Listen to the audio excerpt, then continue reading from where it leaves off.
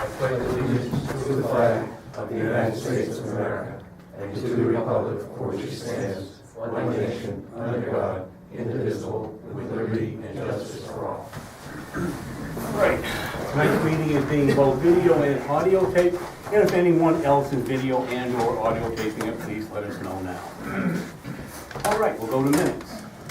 Mr. Chair, I will make a motion that we approve the meeting minutes from March 4, 2015, March 10, 2015, and March 12, 2015, as so written. Is there a second? There's one of them that I contacted. Oh, I'm sorry. On Actually, October I will, the 12th. yes. Okay, take the 4th and the 10th. I'll accept the second for the 4th and the 10th. Sounds so. Second. Okay, motion's made and seconded. Any discussion? Hearing none, all in favor? Aye. And I'll now take one for the 12th. Second. Motion's been made. Second. Motion made, seconded. Any discussion? All in favor? Aye. Okay, we'll go to old business.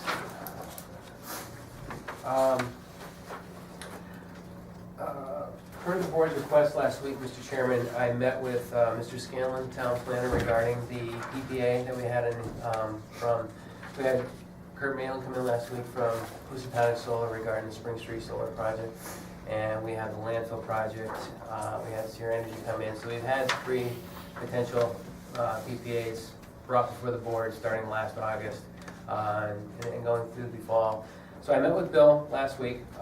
We discussed the options, and I made a copy, and there's extra copies here for anybody in the audience who would like one, regarding the 2 offers, which is really Borrego and Housatonic. At this point in time, per the recommendation of the planner, and after I was reading these documents, I think the better offer for the town and to present to the town's floor this May would be the offer for the landfill solar project with the 2% escalator, based on the fact that there's a good option, it's well known electricity's not going down, although National Grid did announce today that it is decreasing, but in my 15 years being out here, my electric bill and my rates have only gone up, and over the long haul, and in the 20 years of the solar project, I think the better option at this point in time is to go with the landfill solar option for a power purchase to bring before the townspeople this May. So I left documents, I'm not asking for a vote, I'm just reporting back to the board as to what we discussed. This would have to go on to town meeting? Yes. Let's go before the Is town. it a consensus to put it on town meeting? Yeah, with this. So do we want to contact John Sarno next? If it's Borrego that we're going to move forward with? I think the PPA? consensus seems to be we'll move forward with Borrego, put an article on town meeting for that, and you can contact John? John. Okay, I will do that. Very good. Other old business, sir, just to let everybody know, the chairs have been ordered. I have all the documentation here before me. They've been ordered in place. We're looking at maybe about 2 to 3 weeks. There'll be 40 chairs here. They can be attached like this. They're padded on the bottom and on the back. Mainly a black chair, pretty much padded. So those chairs should be arriving, I would hope, within about 2 weeks. It's 3 to 5 days to process the order, and it's going to be delivered right here. So they are ordered. And my only other old business, Mr. Chair, is that I did complete the 2 evaluations for our staff. So I'm not pushing the issue, but I would like to try and gather that information up so we can sit down and come to a consensus and sit with our employees and do the evaluation process. So I do have mine completed whenever the board would like to view those. I'll have mine completed by next week, or before. And that is all I have for old business, sir. All right. You got any other old business? No. Okay, we'll go to comments and concerns. Does anybody wish to address the board? I've got a copy here of the report from the police department regarding the safety inspection sticker, the rejection sticker. Is that the one we had last week? I just saw it this evening. I don't know, I don't remember one from last week. I don't recall that the report being available. That will give it to you by police chief. Those were from last week. That's the, Those are the 3 emails. It's in the left part of your folder, Mr. Delanski. all right, hold on. 2 from the chief and the 1 from highway. Gentlemen, I took it out of their folders. Okay. Okay, go ahead. What was your question, John? The investigation conducted by the police department, they asked Tom if he in fact was running the vehicle with a rejection sticker. He said the vehicle was repaired and that it was operated during Blizzard Juno. And that was the end of the investigation. Blizzard Juno, as far as I understand it, was 27 January to 28 January, a 24-hour block of time. That wing plow truck is assigned to a specific individual of the highway department. That individual has a CDL, a commercial driver's license. He's responsible for that truck, the maintenance of that truck, the operation of that truck. In December of 14, that was the inspection month for that truck. They had 31 days to ensure that that truck was ready to be inspected. The inspection sticker expired on 31 December. That truck was driven until 15 January when it was brought in for an inspection, and the inspection failed. That CDL operator drove that truck on at least one or two occasions with an invalid inspection sticker. After the vehicle failed the safety inspection, the vehicle was again operated prior to this Juno blizzard on several occasions by the CDL operator with a rejection sticker. You have a foreman down there that's supposed to ensure that the operators under him do their job. And if they don't do their job, it's up to the foreman to do his. That truck should not have been out on the road with an invalid inspection sticker, let alone with a rejection sticker. You have a highway boss that's supposed to make sure the foreman does his job and the operators do their job. It seems like it's a total failure of that highway department. It's a pattern of behavior where they're putting the employees at risk and the town residents at risk. For the board to condone that type of activity is, I think, setting a very dangerous precedent. I think that the operator needs to be addressed by his operation of that vehicle with an inspection sticker that was invalid and with a safety rejection sticker. I think the foreman needs to be addressed, and I think Tom Woodrow needs to be addressed. Anything? No, well, it just seems like this is coming up every week, and I understand the concerns of the residents, but I would love for us to be able to put this to rest somehow, or either one of us, or we have to call Tom or the employees in and have a discussion with them, but I don't know how the board would like to proceed with this.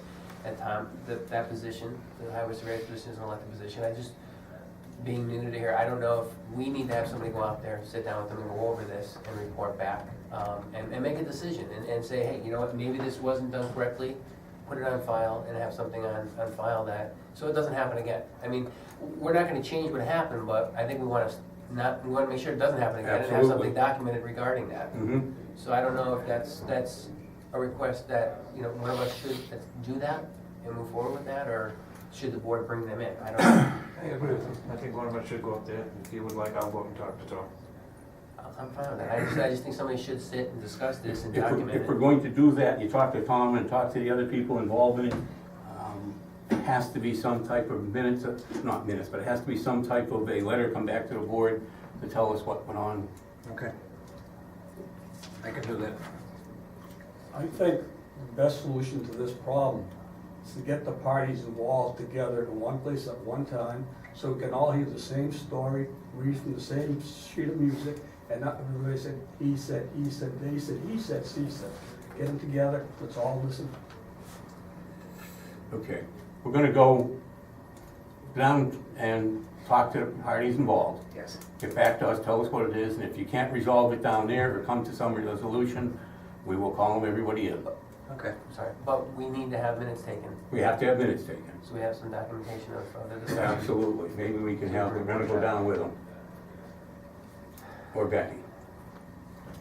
We'll have minutes and go from there. All right, and if these allegations are proven true, are you suggesting that no harm, no foul, let's just don't do it again? Or do you think that the pattern of behavior that they're demonstrating warrants some type of disciplinary action?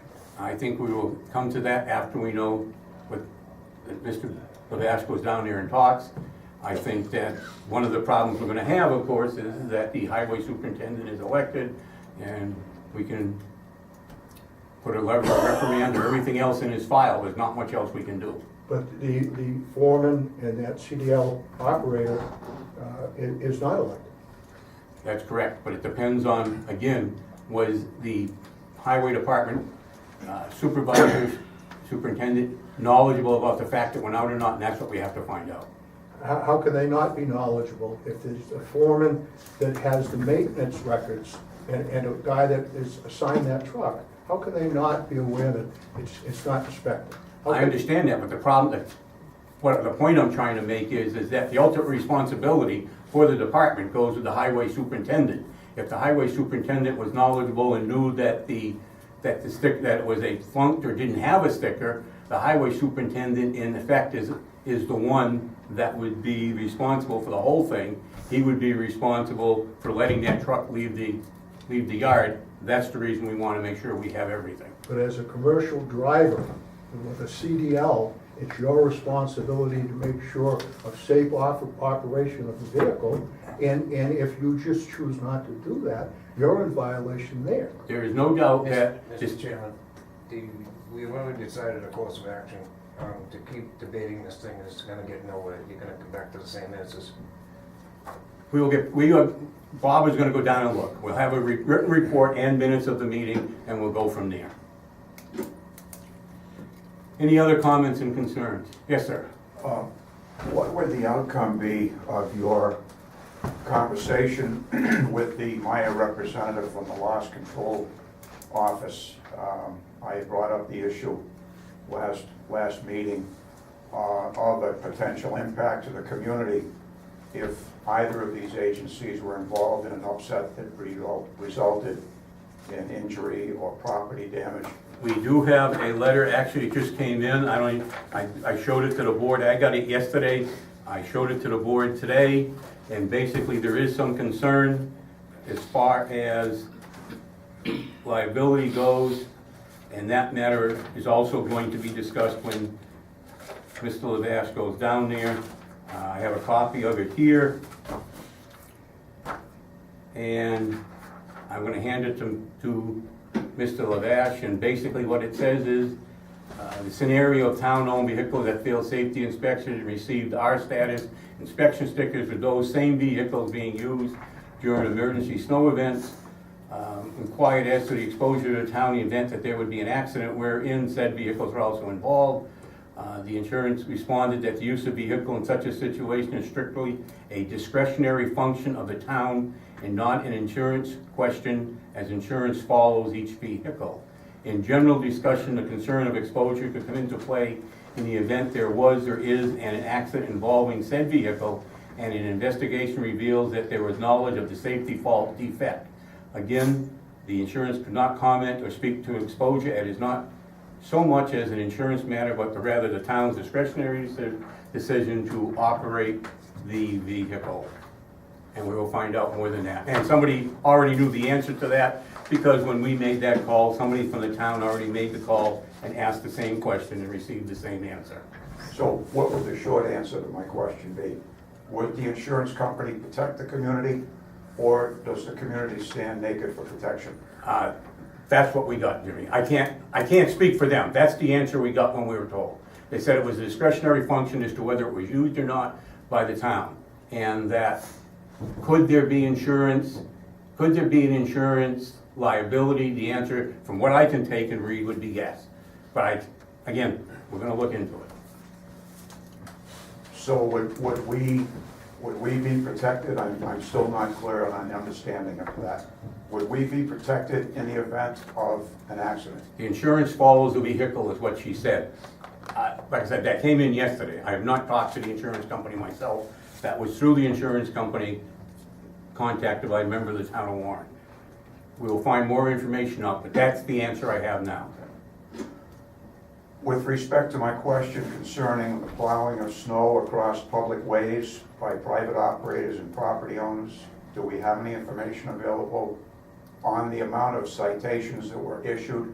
Or in fact, were there any citations issued? I don't know, we can ask that question, Lorena, if there was any citations. I know there was complaints made, that I can tell you. Whether there was a citation issued or not, I don't know. I know that there was complaints called in by the town highway superintendent. We will find out. When would there be an answer to that, please? We should be able to find out by next week. I don't think so, I think the chief is on Chief's- vacation. Oh, that's right. on vacation. As soon as the chief's back, we'll have an answer. Thank you. I have a follow-up question on your ability or inability to deal with the person that's elected. If he's not performing or making a lot of mistakes, the community needs to be made aware of this. So come the next election, thought will be put into it. And if it's not public, no one's gonna know. It will be public. Like I said, we're going to check first. This is why it's important for one of us to go down and sit and meet with him, meet with the parties involved, document it, and have something in writing for the file. I think it's fair to request one board member to go down and speak with them and have, bring them in front of a public forum and have that discussion. We can bring that information back and share it with the public in a private meeting with one of our members. And if we have to have a public information meeting, we will. Correct. But I think this is a first step. Last week I had brought up an issue of the board's January letter looking for misconduct from the highway department. Any information from previous employees? Do we have any update on that? We had, as you know, because you had the letter last week, the same one we had, you apparently received it before we did. We had that letter, the letter's been turned over. There was going to be some investigation done actually tomorrow. We're gonna interview a couple people, one on one thing and one on something else. Because of the fact someone was involved in an accident, the meeting tomorrow has been postponed till next week, but there will be an investigation going next week into that letter. Who's doing that investigation? It will be someone other than from the town of Warren. Is that going to be open, your discussion with these individuals to the public? The Board of Selectmen are not participating in that. It is going to be done in a one-on-one basis with certain individuals, and we will report come to the board after that. And these individuals, you're not at liberty to say who they are? I'm not sure who it's gonna be yet. I know it will be somebody in the legal profession, Law enforcement? not law enforcement. Okay. Any more comments and concerns? And we'll go to correspondence.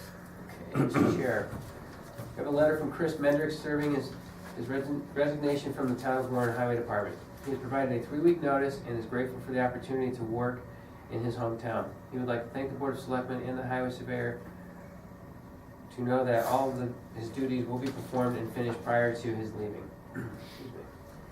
An email from Chief Spirakowski stating that spaghetti dinner was a great success. They served approximately 70 seniors from Warren and West Warren. He would like to thank all those who helped make this event a success. I have an email from Tim O'Brien confirming his position of CERT as well as emergency management. The members work together and support any activities requested by police and fire.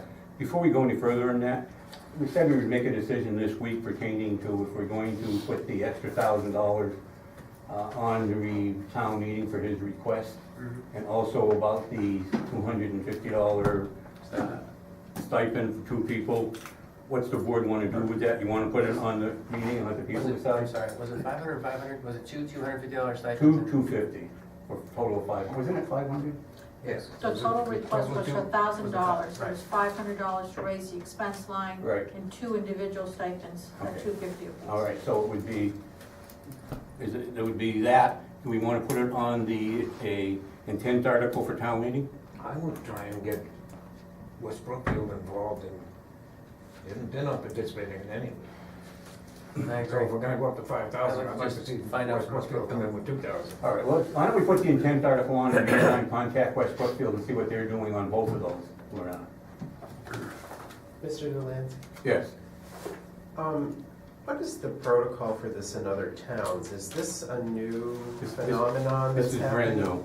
So is this setting a precedent like in past histories with other departments that all of a sudden form and then there's no guideline for it? It seems to me like this could be another slippery slope where today we allow this to happen and then 20 years down the road we're paying $100,000 for this new agency. I'm not really sure how it started and what it's for and what, if the town understands the implication of having this group. The guidelines for this particular thing comes from the state. They receive grants, usually it's some type of a regional grant being how they got that, the trailer that's out there, that was between Warren and West Brookfield, and the guidelines that's set by the state. What we're doing now isn't saying that we're going to say yes or no to this. We're gonna contact the state, I'm gonna contact West Brookfield, and we'll see if we can contact anybody else in the state to see what they're doing. So it's just intent right now, doesn't mean we're gonna put it on. I mean, it may be very well that it's a very good thing to have. I'm not questioning its validity. I'm just saying that this is a fledgling thing that we have other agencies in town that maybe we made the wrong decision. We're gonna look to make sure. And remember one thing, if we do it, it's going to be, people are gonna have to vote on it besides. It's not gonna be done by the Board of Selectmen. Okay, it's gonna have to go to town meeting. Town meeting is going to have to vote for the stipend, and they're also going to have to vote to put any additional funds in there. And that's every year they get to vote on it. And just so that I can report to the FinCom, this is working in conjunction with both fire and police. Are they working together? Are they an independent agency? What kind of a group is this? They'd be working as an independent group, but it's also under the supervision at this time of this particular group is under the supervision of the West Brookfield Police Chief. And the budget is controlled by the selectmen, right? That's correct. Okay. That's correct. And we're gonna look into it more, but that, right now, that's how it works, and that's what we asked ourselves. And we also have questions as far as, is West Brookfield putting money into it also, or just Warren, and we're gonna find that out. Thank you. Welcome. Okay, reminder from the planning board that a second informational meeting will be held tomorrow evening, March 25th at 6:45 PM to review the proposed zoning amendment scheduled for the annual town meeting. Okay. We'll go to appointments.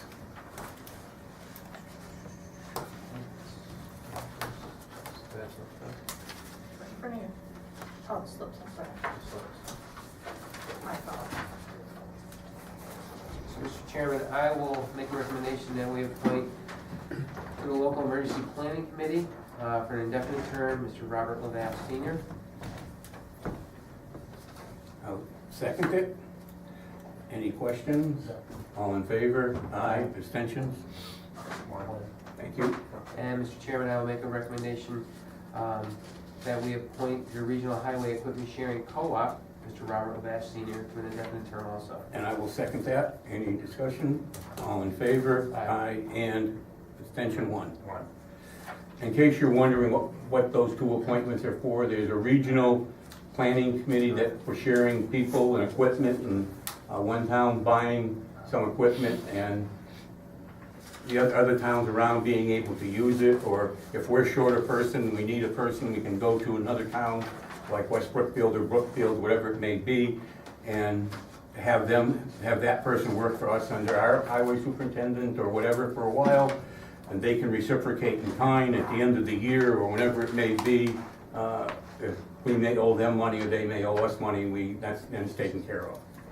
And also, Mr. Chairman, that is coming about because Mr. Downing was in those two positions, and he's getting to the point where he's not able to do that traveling to get into those two things. He's resigning. So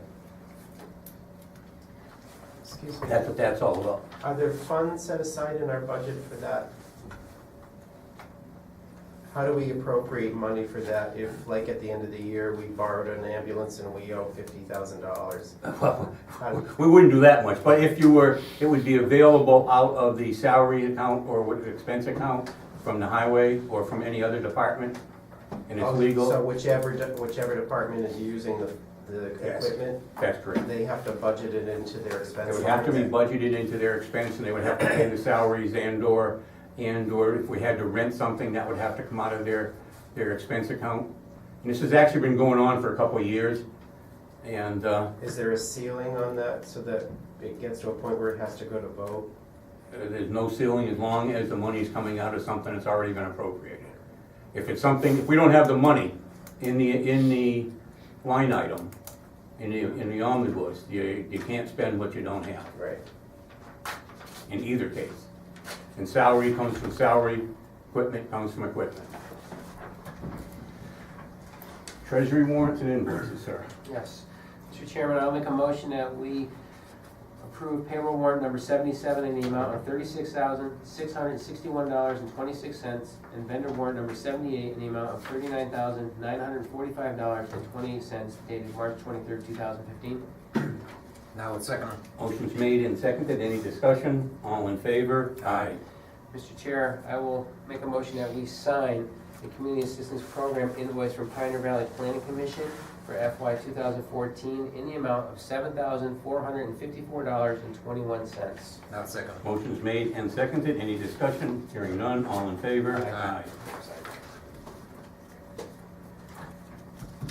Okay, we'll go to fiscal year 2016 budget. And only thing I'm going to bring up, and I don't know if anybody else has got anything, we will have somewhat of a better idea next week. We are meeting tomorrow at 6 o'clock with the Board of Selectmen and the Finance Committee from West Brookfield, along with the Quabog Regional School District. And we're going to find out where West Brookfield stands, and we should have a better idea of where we stand after that discussion tomorrow night. And other than that, we are still meeting on the 11th. Well, yeah, article submission deadline, again, is April 2nd. We're going to approve the articles on the 7th at our Mhm. Tuesday night meeting, and then we're meeting on the 11th for a working meeting, which is the Saturday time to morning. be announced, Right. to go over the budgets, as our board will be meeting. And we will invite Finance Committee if they want to come to that also. But that's when we will be deciding what articles get placed on the annual or the special, and we will go over at that point. Hopefully have a lot more information by then. Okay, other business, Mr. Lavash. The only thing I have is I would mention that the chief's dinner on Sunday was attended well, was a good dinner. They had the children from the elementary school for the leadership program to Mhm. serve. They had 8 or 10 of them down there, and I just think they did a good job. Very good. Anything from you, sir? Yeah, the board is going to announce a candidates night. Mr. Delanski will not be seeking re-election this year, so we're gonna have new candidates sitting on the board next year. So we did a candidates night last year. So we picked the date as April 28th, 2015. I believe it was 6 p.m., sir? Yes. 6 p.m. here in this room. We'll have a moderator. Anybody interested in moderating can contact our office in writing by April 2nd. If you'd like to sit here and ask questions of the candidates, feel free to submit that to our office in writing. And that's it. I think it'll be an interesting time. I think it'll be a good opportunity for the public to see who's running for office, ask and answer questions, if you don't already know the candidates that are involved. So There is one difference in last year, one difference. The only people we're bringing in as part of that would be opposed races. We're not bringing in unopposed. unopposed, just We're opposed. just gonna bring in opposed. Yep. My only other business, I was contacted today by Graybar Associates. They're the company that came for us this summer and supplied us with the grant for the light bulbs for the highway department, the senior center. We replaced a lot of light bulbs. They have now offered up their services to look at our street lighting. They contacted our planner, they contacted myself. We've scheduled a meeting next week to discuss this. So there is funds and money available to potentially change a lot of our street lighting to LED bulbs to save the town money. So I did respond to the planner today, and I will be attending that meeting with them to go over this process and see if we can attain some more energy saving light bulbs for other lights that are in the town. So and that's all I have, sir. All right, only thing I'm gonna say is our next meeting date is March 31st at 7 PM. Now, again, that's our next regularly scheduled meeting. Please understand, we are also going to be in West Brookfield tomorrow at 6 o'clock for an important meeting. I think it's basically a working session for the boards of selectmen, the finance committees, and the school committee. And other than that, I'll entertain a motion to adjourn. So moved. Second? Motion's made and seconded. All in favor? Aye. Meeting adjourned.